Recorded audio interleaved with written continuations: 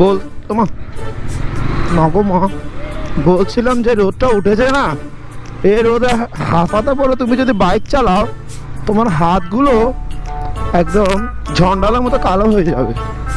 এমনি তো কালো হয়ে জন্মেছি, তারপর যদি আরো কালো হই, মনে করো গার্লফ্রেন্ড ছেড়েই চলে যাবে বাড়া। কত চেষ্টা করি হাতগুলো ঠিক রাখার জন্য, ফুল হাতা পরে বেরোয়ার জন্য, কিন্তু বাসা থেকে দোকান এত কাছে, আমার ফুল হাতা পরে আসতে মনটাই চায় না। এই দেখো তো কি পরিমাণ রোদটাই না উঠছে, এই রোদে এই হাত কালো হবে না তো কি হবে? এই সুন্দর হাত এগুলো ক্রিম দিয়ে দিয়ে ঠিক করে আবার সেগুলো কালো হয়ে যায়। এই বাইকারদের একটা কষ্ট থেকেই যাবে, বুঝলে? এই কষ্ট কখনো শেষ হবার নয়। তার উপর গার্লফ্রেন্ড বলবে এত কালো কণা হয়ে যাচ্ছ, কি করছো না করছো, কোথায় যাব বলো? বাবারে বাবা, পুড়ে যাচ্ছে হাত।